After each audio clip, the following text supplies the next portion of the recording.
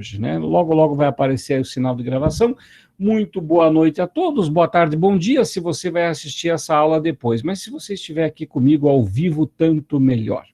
A nossa aula de hoje já aparece aqui a charge do livro História do Brasil para Principiantes, é a história do Segundo Reinado. O Segundo Reinado no Brasil, ele começa em 1840 e vai até 1889, é um dos reinados mais longevos da história, o reinado do Dom Pedro II, mas também pudera, né? Ele foi coroado com quase 15 anos de idade, com o episódio conhecido como o golpe da maioridade. Por que golpe da maioridade? Porque a Constituição brasileira, a Constituição de 1824, previa que, em ausência do imperador, o sucessor assumiria desde que fosse maior idade, 18. Então, ele tinha quase 15 anos, o país estava em crise, mergulhado em revoltas separatistas por toda parte, a situação era grave, e aí uma parte da elite política brasileira, interessada em manter essa unidade territorial e trazer um nome que era respeitado, pelo menos pela maioria, resolveram propor a antecipação da maioridade de Pedro II. Obviamente que os defensores dessa ideia se auto-intitulavam Clube da Maioridade, já os críticos chamaram o episódio de golpe da maioridade. Pedro II realmente assumiu o trono antes, em 1840, aos quase 15 anos.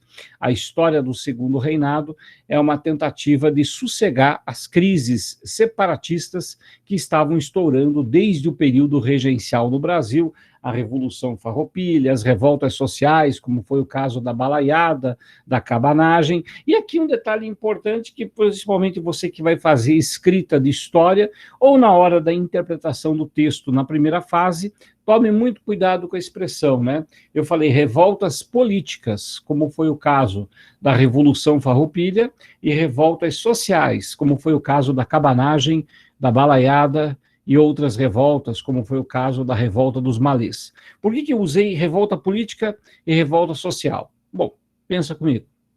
Pensou? Deve ter acertado. Revolta social é porque tem muito a ver com gente pobre, camponeses, vaqueiros, gente que era ex-escravo ou escravo, como a revolta dos malês, e que se rebelaram contra uma condição social. Então, revoltas sociais. Já o caso de revolta política, que a gente usa principalmente para a Revolução Farroupilha, para a Guerra dos Farrapos, aí muda o tom. Por quê? Porque na Guerra dos Farrapos você tem um grupo político, um grupo de estancieiros gaúchos, contrários a uma política tributária, uma cobrança de impostos que o governo do Rio de Janeiro fazia, contrários também ao governo em Porto Alegre, que fazem uma mobilização e tomam Porto Alegre e decretam a independência do Rio Grande do Sul. A independência do Rio Grande do Sul é a independência da República do Piratini. É um dos episódios, né, mais interessantes da história gaúcha, não há dúvida nenhuma, mas é principalmente uma dessas histórias que é muito romanceada, né? Por quê? Porque a revolta dos Farrapos é uma revolta do interior do Rio Grande do Sul contra o litoral. Mas do jeito que ela é apresentada hoje, parece um evento de todo o Estado contra os desmandos do Rio de Janeiro. E quando não era bem assim, tinha muito mais a ver com o interior do Brasil. Então, logo se estabeleceu o Segundo Reinado, começou uma política de alternância entre os dois principais grupos políticos no Brasil, o Partido Liberal e o Partido Conservador. E aqui eu chamo a atenção de vocês para um detalhe. Quando nós falamos da monarquia no Brasil, embora Pedro I tenha tentado ser absolutista quando não era mais possível, Pedro II teve um governo centralizador, mas ele não mandava. Havia um regime parlamentarista no Segundo Reinado. Pedro II era, de certa forma, refém de uma elite política escravocrata, latifundiária, que obstou, que demorou, que fez tudo para enrolar o processo de abolição da escravidão. Pedro II, né, muito dedicado à tradição que o próprio patriarca da independência, que era o José Bonifácio de Andrade Silva, que foi professor do Pedro II, foi tutor do Pedro II, ele era um abolicionista. Mas naquela conjuntura do segundo reinado, as elites econômicas brasileiras ligadas a um capitalismo extremamente atrasado, um capitalismo ainda escravista no Brasil, fizeram de tudo para evitar um processo abolicionista, principalmente um processo abolicionista que colocasse o ex-escravo numa situação melhor. Quando a abolição veio sem indenização, sem recolocação no mercado, sem qualquer tipo de amparo para a população escrava, que agora liberta, né, embora muito melhor condição, livres, não tiveram espaço nessa sociedade. É o chamado racismo estrutural, né, que muita gente nega, né, a sua existência e tal, fala que não existe, mas acho que a primeira coisa, antes de a gente dizer não existe, é entender o que é o racismo estrutural, né? O racismo estrutural, você não vai encontrar ele na legislação, dizendo que negros e brancos não podem estar no mesmo restaurante. Esse daí é o racismo institucionalizado, é outra coisa, aquele que tem lá no apartheid, por exemplo, da África do Sul.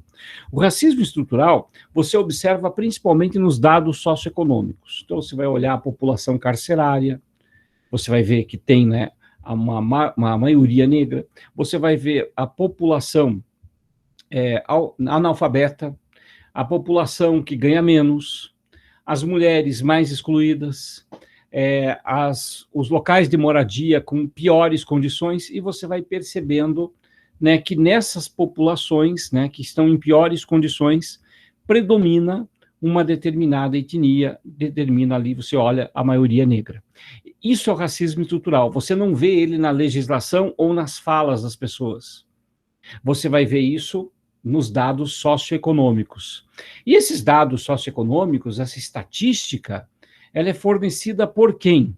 Pelo próprio governo, através das ações, né, que é o recenseamento que é feito no Brasil a cada 10 anos, né? O IBGE, Instituto Brasileiro de Geografia e Estatística, é que faz esse levantamento. Então, a gente tem aí diante da gente, né, dados socioeconômicos que revelam uma determinada condição do país. É muito importante que você conheça esse conteúdo, tanto para a história, quanto para a sociologia, quanto para uma interpretação de texto. Por quê? Porque esse tema, racismo estrutural, se tem racismo, se não tem no Brasil, isso apareceu muito no ano de 2020, que a gente gostaria que ele tivesse terminado, mas pelo jeito a gente continua em 2020, né? Apesar aí da mudança de ano, continuamos dentro da mesma lógica. Seguindo adiante, esses grupos políticos, né, que vão governar o segundo reinado, as elites econômicas, latifundiários, grandes comerciantes, eles vão manter um certo, né, raciocínio de que a política não deve alterar a realidade deles. Então, eles dizem que eles são liberais, uma armadilha e tanto, né? O partido que menos defendeu, né, a abolição da escravidão, que menos se articulou, foi o Partido Liberal. Professor, mas como que um partido que chama-se liberal não defende a liberdade dos escravos? É porque você está confundindo liberal com libertário, e é isso que não pode acontecer. O liberal é aquele que defende que o governo não deve interferir na questão da individualidade das pessoas. O problema é que a individualidade no século XIX era o cidadão ter escravos. Então, interferir, né, na questão da escravidão era interferir na propriedade individual. Portanto, né, quem vai mais se mobilizar para a modificação da estrutura da escravidão no Brasil, é claro, né, são os próprios escravos. Mas depois deles, alguns brancos abolicionistas negros que foram, né, alforriados ou que conquistaram a liberdade. E, por fim, o Partido Conservador, né, foi ele que mais se mobilizou para que o governo, né, tivesse uma postura de modificar o sistema escravocrata. Pedro II não conseguiu, né, quem vai fazer isso é a filha dele, a princesa Isabel, quando ocupava o cargo de regente. E conforme profetizaram na época, disseram: a senhora redimiu um povo, né, ao abolir a escravidão, mas perdeste a coroa. Por quê? Porque o império não iria se sustentar sem a escravidão, porque os latifundiários eles não aceitariam uma mudança nessa estrutura. Aqui nessa charge da época, né, do Ângelo D'Agostin, aparece aí o Partido Liberal e o Partido Conservador se equilibrando, né? Por quê? Porque eles se alternavam no poder, né? Então, não era do interesse do Partido Liberal fazer uma grande oposição ao conservador e nem vice-versa. Por quê? Porque os dois partidos, apesar de terem diferenças de pessoas e ideias, eles não eram tão diferentes assim. Os dois partidos eram compostos por latifundiários. Os dois partidos faziam parte do sistema político. As divergências entre eles eram mínimas. Portanto, isso vai garantir, né, uma certa estabilidade política do segundo reinado, porque não havia uma grande oposição a Pedro II. Essa política, né, de alternância entre liberais e conservadores, ela é muito lembrada através de uma frase: liberal é conservador, conservador é liberal. Nada mais liberal que um conservador no poder, nada mais conservador que um liberal na oposição. Nas palavras, né, de Zacarias de Góes Vasconcelos, conselheiro Zacarias, ele chegou a afirmar: é tudo farinha do mesmo saco. Ou seja, são partidos idênticos. Conselheiro Zacarias, que foi o primeiro presidente da província do Paraná, né? Você que já ouviu aí Praça Zacarias, né? Colégio Zacarias, é em alusão ao Zacarias de Góes Vasconcelos, que não era paranaense, mas foi o primeiro presidente da província do Paraná, quando este, né, se separou de São Paulo, né, a chamada Quinta Comarca de São Paulo, e aí o estado do Paraná ficou independente em 19 de dezembro de 1853. Bom, seguindo adiante, no período do segundo reinado, a nossa política externa, se a política interna ela era dominada pelo Partido Liberal e o Partido Conservador, que se revezavam no poder, a política externa brasileira, ela teve, digamos assim, dois grandes assuntos, né? Dois grandes temas. Primeiro tema, a questão com os ingleses da abolição da escravidão. A Inglaterra, no século XIX, pressionou vários países do mundo, não só o Brasil, mas principalmente o Brasil, por conta da questão servil, por conta da questão da escravidão. A Inglaterra, inclusive, né, já havia pressionado o Brasil para abolir a escravidão, já no primeiro reinado. E antes, Portugal já tinha sofrido a pressão inglesa para abolir a escravidão no Brasil. Nada feito. No final do primeiro reinado ainda, durante a época de Pedro I, houve a aprovação de uma lei para acabar com o tráfico de escravos no Brasil. Essa lei, ela nunca foi vistoriada, ela nunca foi regulada com certeza. E aí o resultado, a escravidão continuava, o tráfico continuava, mas nós tínhamos uma lei que proibia o tráfico de escravos. Foi uma lei que era para os ingleses ficarem satisfeitos, daí o apelido, Lei para Inglês Ver. Em 1845, a Inglaterra, de saco cheio com a enrolação brasileira, a Inglaterra declara o Bill Aberdeen, que é um tratado que define que em águas internacionais não haverá tráfico, sob o risco de que a Inglaterra persiga as embarcações de escravos, que devolva a carga lá na África, que prenda os envolvidos e sejam julgados na Inglaterra. Houve até alguns episódios em que embarcações trazendo escravos para o Brasil foram perseguidos pelos ingleses, e talvez o caso mais emblemático de todos foi quando uma embarcação de nome Cormorant, uma embarcação inglesa, entrou na Baía de Paranaguá, aqui no nosso litoral do Paraná, perseguiu duas embarcações que carregavam escravos, o forte de Nossa Senhora dos Prazeres, o forte da Ilha do Mel, essa é a barca para a Ilha do Mel, ai que saudade, né? Quando a gente fala lá do forte, né, da Ilha do Mel, ele dispara alguns tiros de advertência contra as embarcações inglesas, contra a embarcação inglesa. Por nossa sorte, não acertou nenhuma, senão a gente não estava aqui para contar essa história, imagine que a Inglaterra ia fazer com a gente. E ele carrega essas duas embarcações para fora, para mar aberto. Então, os episódios de treta, estou sentindo uma treta, entre a Inglaterra e o Brasil vinham num crescente, vinham numa escalada. E qualquer situaçãozinha era motivo para provocar uma tensão entre ingleses e brasileiros. E essa tensão, ela aumentou a temperatura na década de 1860, mais exatamente em 1863, quando esse cara que está aqui, ó, em cima desse barril, com uma bomba na mão, o embaixador William Christie, provocou uma crise diplomática com o Brasil. O embaixador William Christie, ele foi motivado pela prisão de oficiais da Marinha Britânica no Rio de Janeiro e a não investigação correta de um naufrágio que ocorreu com uma embarcação inglesa na Costa Gaúcha. Esses dois eventos levaram William Christie a praticamente romper relações diplomáticas com o Brasil, ou pelo menos ele trabalhou para isso. Por conta da prisão dos oficiais e por conta do naufrágio da embarcação inglesa, William Christie exigiu uma reparação do governo brasileiro, que não pagou inicialmente. Aí a Inglaterra reagiu e aprisionou lá na Inglaterra uma embarcação inglesa. Pedro II, né, negociou, permitiu o pagamento de uma indenização, a questão foi para a arbitragem internacional, o rei Leopoldo da Bélgica deu ganho de causa para o Brasil, a Inglaterra não pediu desculpas, e aí o Brasil rompeu relações diplomáticas com a Inglaterra. Então, boa parte do século XIX, o Brasil viveu uma tensão com os ingleses. Esse é o primeiro grande evento da política externa. Muita gente pergunta assim, mas professor, o que motivou essa pressão inglesa para cima do Brasil para abolir o tráfico de escravos? Existem aí duas principais explicações para isso. Primeira, de que havia lá na Inglaterra um movimento humanitário de vários, né, grupos sociais que queriam o fim da escravidão. A gente não pode negar que esse movimento era realmente um movimento humanitário. Mas nem todo mundo que defendia o final da escravidão no Brasil lá na Inglaterra, estava pensando em humanidade. Havia muitos comerciantes, muitos empresários que entendiam que a escravidão era uma trave, né? Era uma trava para o crescimento do capitalismo e, portanto, defendiam o uso de mão de obra livre.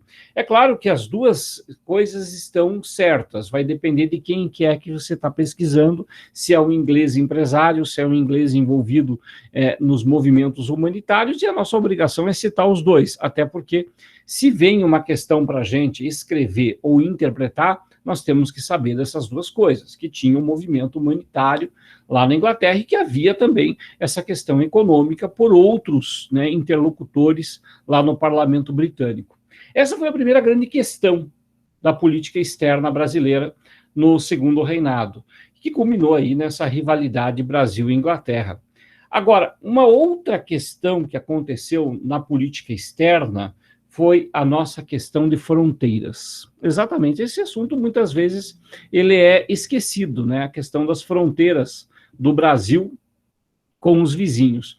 A gente tem na nossa cabeça que o Brasil ele sempre foi desse tamanhão todo, ou pelo menos, né, ele se tornou esse tamanhão todo com o Tratado de Madrid, de 1750, o Tratado do Utiposidetis Itaposidatis, ou seja, uma expressão em latim que significa assim como você possui, continuará possuindo, que defende, né, a ideia do uso e posse, né? Se você usa, você detém a posse. Você não é o proprietário, mas enquanto você usa, você tem a posse. Essa compreensão fez com que o Brasil fosse reconhecido pelos espanhóis como uma colônia desse tamanho para Portugal. Só que depois da independência, em 1822, o Brasil, né, e Portugal já não tinham mais laços, né? Então o Brasil vai ter que negociar com os países vizinhos, que já também não eram mais colônia da Espanha, negociar com cada um deles as nossas fronteiras. E principalmente aqui na região do Cone Sul, que você acompanha comigo aí no mapa. Olha só, aqui no mapa você vê o Uruguai, que ficou independente, né, depois de vencer o Brasil em 1828, aqui a região sul do Brasil, e nós temos aqui o Paraguai. O Paraguai é uma nação, né, que não tem saída para o mar, é uma nação interna. A saída para o mar dos paraguaios era via Rio Paraná. E veja só o Rio Paraná aqui, ó. O Rio Paraná, ele chega até o território do Paraguai com o nome de Rio Paraguai, né? Ele vem aqui de cima, ele tem a sua nascente no Rio Guaporé e tal, e ele vai descendo, portanto, e eu digo descendo não porque está indo para o sul, descendo porque ele vai para a parte mais baixa, até desaguar aqui no estuário do Rio da Prata, no Oceano Atlântico. Então, esse rio Paraná, que está em território argentino aqui, ele é essencial para os paraguaios poderem escoar a produção e importar produtos. Então, o Paraguai ele precisava da autorização argentina para navegar por dentro do território argentino. Qual que era a intenção do Paraguai no século XIX? Garantir uma saída para o mar, né? E garantir essa saída para o mar significava ou negociar com o Brasil, Paraguai, ou fazer uma guerra. E foi aí que o então ditador paraguaio, o presidente paraguaio, é complicado falar presidente, porque o cara governava por mais de uma década, assim como o pai dele, o Carlos Lopes também. O Solano Lopes, governante paraguaio, ele faz, portanto, né, uma investida militar contra a Argentina, contra o Brasil, principalmente, para garantir uma saída para o mar. É o início da Guerra da Tríplice Aliança, ou Guerra do Paraguai, como muitos chamam. Essa guerra, iniciada pelo Paraguai, ela é motivada pelo quê? Porque o Brasil vivia se intrometendo na política interna uruguaia. E havia uma tensão no Uruguai por conta dessas intromissões. O governo paraguaio se ofereceu como árbitro das disputas entre Uruguai e Brasil na região. O Brasil falou, não te mete não, que isso aqui não é com você, fica na tua aí. Ou seja, o Brasil desdenha do protagonismo político do Paraguai no século XIX, ainda mais o Solano Lopes, que tinha todo o interesse de constituir um protagonismo na região para pleitear uma saída para o mar. Essa não reconhecimento do Paraguai como um interlocutor na crise diplomática ali faz com que o governo paraguaio aprisione uma embarcação brasileira em Assunção, faz com que o Paraguai também ataque a Argentina e o Brasil, num ataque simultâneo. O Brasil é atacado na região do Mato Grosso do Sul, na região de Corumbá, e a Argentina é atacado na parte norte, aqui aparece no mapa essa região aqui, que é a província de Corrientes.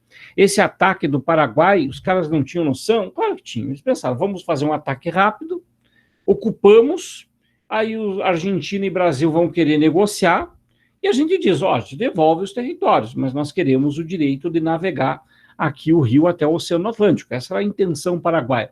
O Paraguai, ele não imaginou, provavelmente, que os vizinhos, Brasil e Argentina, iam querer se envolver numa guerra de um território desconhecido, inóspito, como é essa região no século XIX. Ou seja, o Paraguai apostava, né, de que uma solução diplomática pudesse ser alcançada. A surpresa, quando a invasão paraguaia, aqui no Brasil, ela ganha contornos nacionalistas, o Brasil arregimenta forças, isso ganha um discurso nacionalista muito forte, o governo Pedro II se mobiliza nisso e começa, portanto, a ofensiva contra o Paraguai. É claro que muita gente comenta, né, que a guerra ela demorou muito tempo para terminar, né, ela vai até 1870. Na prática, ela começa em 64 e vai até 1870. 6 anos de guerra para vencer o Paraguai. Bom, aí tem que colocar algumas variáveis importantes. A dificuldade do terreno, o desconhecimento desse terreno, a falta de preparo de um exército nacional, tanto na parte do Brasil como na parte da Argentina. Praticamente o exército brasileiro vai ser forjado na Guerra da Tríplice Aliança, em número, em capacidade e tal. Então, tudo isso daí foi muito moroso, né, para reconquistar os territórios que o Paraguai invadiu. O fato, né, é que a Guerra da Tríplice Aliança ela serviu como grande argumento para a construção da identidade nacional brasileira, culminando com a derrota, né, do Paraguai em 1870, praticamente, e com o assassinato, né, do ditador paraguaio, o Solano Lopes, que era, inclusive, uma cláusula secreta do Tratado da Tríplice Aliança. O Brasil colocou no tratado que a guerra só acabaria com Solano Lopes morto, né? Não teria, portanto, prisão nem armistício de jeito nenhum. Pedro II se envolveu diretamente na campanha da Guerra do Paraguai, dentro da medida do possível, né? Ele não foi para o campo de batalha, mas ele aparece aí trajando o uniforme de voluntário número 1, sabendo da importância, né, da guerra para a construção dessa identidade.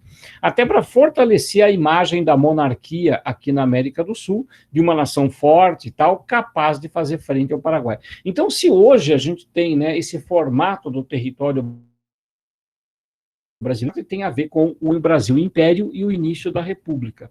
A questão do Brasil Império, a Guerra do Paraguai, outros tratados que foram firmados, e no início da República, a compra do Acre, a resolução da questão do Amapá, e também a resolução da questão de Palmas, que nesta semana, inclusive, fez aniversário, um dos primeiros tratados para resolver a questão de Palmas, o Tratado de Montevidéu. O Tratado de Montevidéu que não foi a termo, né, que não resolveu a questão de Palmas. Se você está se perguntando se Palmas, que eu estou falando, é Palmas aqui, né, no Paraná, exatamente, né, havia uma pretensão argentina no interior do Paraná e interior de Santa Catarina. Inicialmente, os argentinos, né, tinham um tratado com o Brasil, o qual o Congresso brasileiro não aceitou, e aí teve que fazer um novo tratado para que a questão de Palmas ficasse inteiramente para o Brasil. Só para vocês terem uma ideia, o presidente Grover Cleveland, dos Estados Unidos, serviu de árbitro para resolver essa questão de pendência das fronteiras. Convido, né, a assistir o vídeo que eu linkei aí acima no chat, para você entender um pouquinho melhor sobre a chamada questão de Palmas, que a gente fez uns comentários aí, beleza?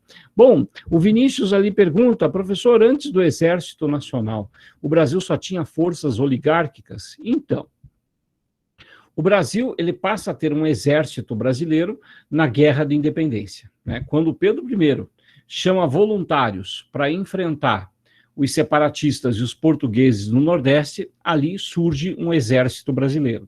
Mas um exército com número, com efetivo, com profissionalização, só na Guerra do Paraguai mesmo. Quanto às forças oligárquicas que o Vinícius escreveu ali, antes realmente havia, né, a Guarda Nacional. A Guarda Nacional era um exército feito por fazendeiros em cada região do país. A Guarda Nacional foi criada durante o período regencial brasileiro, transformando cada fazendeiro, cada oligarca de uma região em um coronel.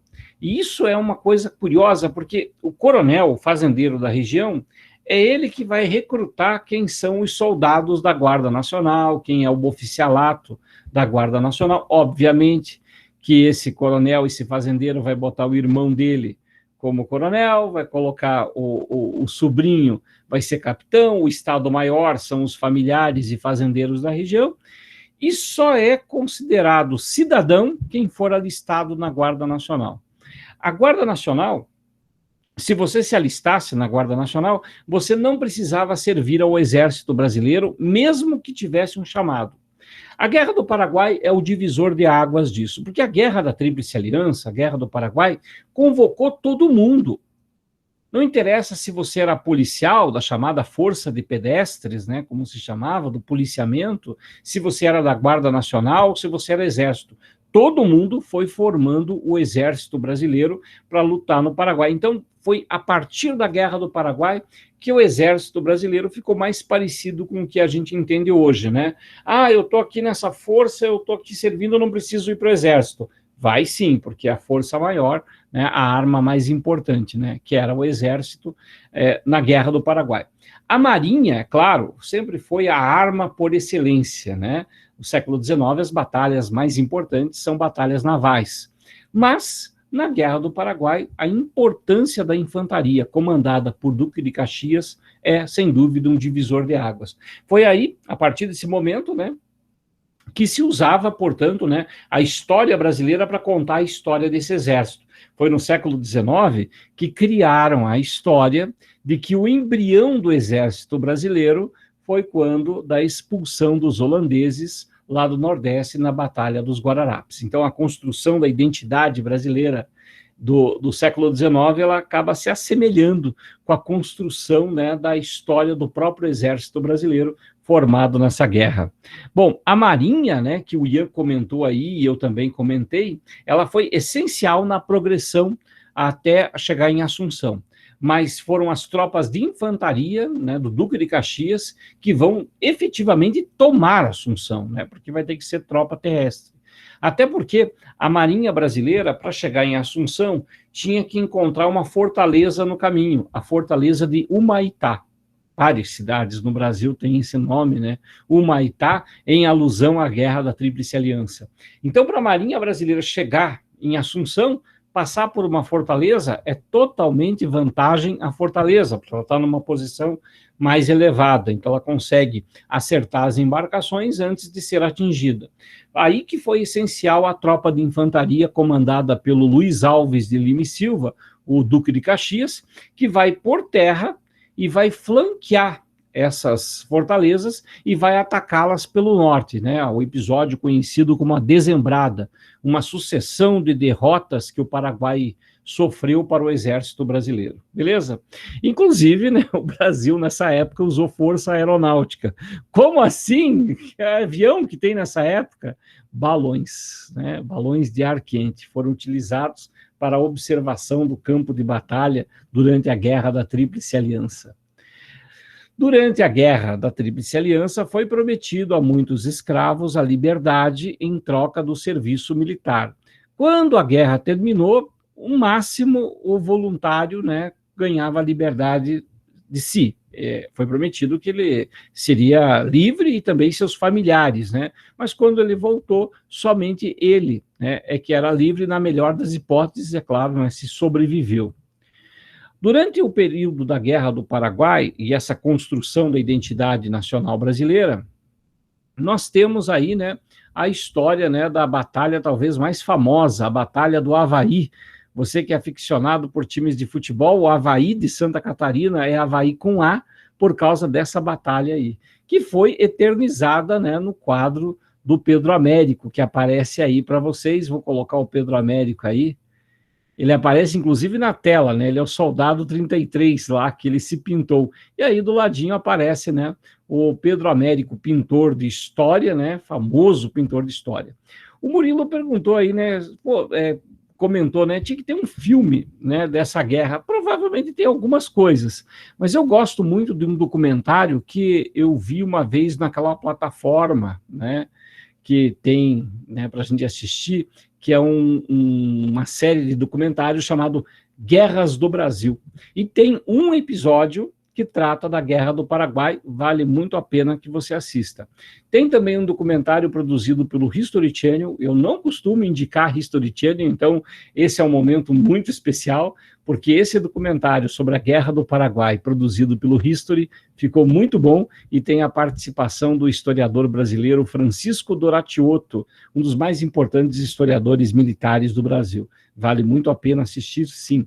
Eu vou procurar filmes de ficção sobre a Guerra do Paraguai, mas tem uma coisa curiosa, porque como esse ano tem concurso, né, para soldado da Polícia Militar, tem um episódio que é curioso, que foi o caso de um policial aqui do Paraná, que foi para a Guerra do Paraguai, e que foi ele que matou o Solano Lopes em Cerro Corá. O nome dele, o Chico Diabo, né? A história aí da Polícia Militar do Paraná, que é matéria obrigatória para o concurso da PM, para soldado, aparece também aí, né, a história desse soldado paranaense na Guerra do Paraguai.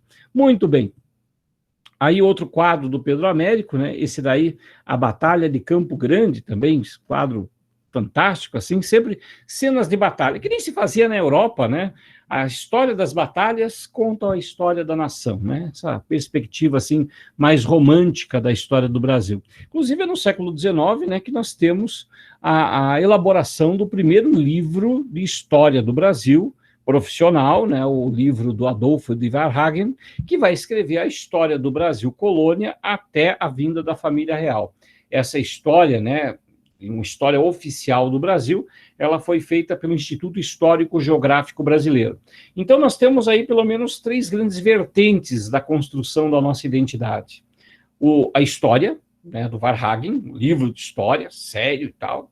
Aí, a pintura histórica, meio romântica, é verdade, né?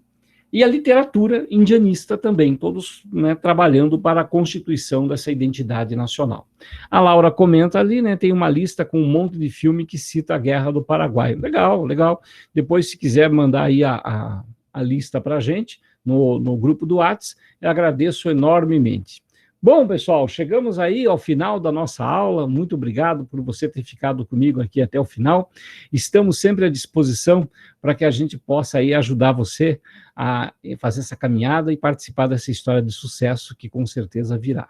Dúvidas? Mande sua pergunta. Veja que tem lá um monte de questão de história para você fazer, não só naquele caderno das 1000 questões, como coloquei também uma coletânea de questões de história que caíram entre 2005 a 2018 na Federal. A de 2019 e 2020 também vamos fazendo por aqui. Se pintar alguma dúvida, chama lá no Whats, que a gente vai respondendo, pessoal. Boa noite a todos, até sexta-feira. Lurian, boa noite, Murilo, Beatriz, Laura, Ana, Luiz Gustavo, André. A pergunta ali, eu falei prova de soldado, pode me falar mais sobre o soldado paranaense? Posso te mandar o material que eu escrevi sobre isso? Me manda no Whats, né, o teu pedido que eu envio para você lá, beleza? Então, é isso mesmo, André. Muito obrigado. Gustavo, boa noite para você. Vinícius, valeu. Até a próxima, pessoal. Até. Tchau, tchau.